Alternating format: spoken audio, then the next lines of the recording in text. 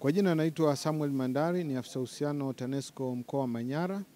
Leo tumefika hapa kwenye senta ya kulelea watoto yatima, inatambulika kwa jina la Mahose, iliyoko hapa Babati.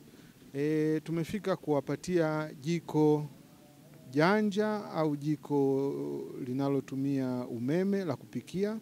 Hii ni moja kati ya mpango wa shirika la umeme kurudisha kwa jamii.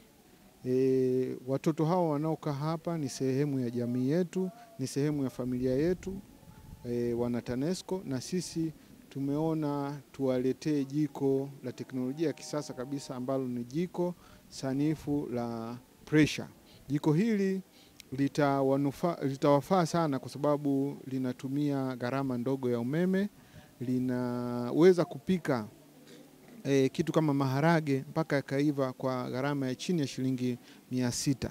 Utaona wanaweza kutumia jiko hili kujipikia vyakula mbalimbali kwa gharama ndogo sana ya umeme. Lakini pia jiko hili litawapa walimu na walezi wao unafuu wa kuendesha shughuli zao hapa, kwa sababu kwa kutumia jiko hili la kisasa unaweza ukawasha jiko ukawa unaendelea kufanya shughuli nyingine.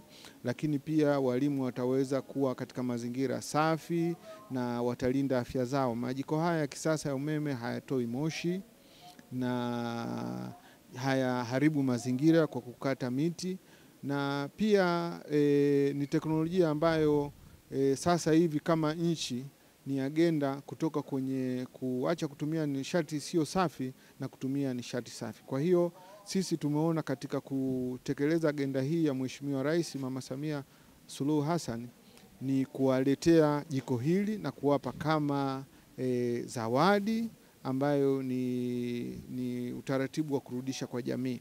Kwa hiyo tumewapa jiko hili na tumewapa maelekezo jinsi ya kulitumia, na tumekubaliana nao sasa watakuwa wakitumia jiko hili kupikia, na litawapa ufanisi mkubwa kama tulivyosema. Pia litalinda mazingira na usafi katika mazingira ya shule.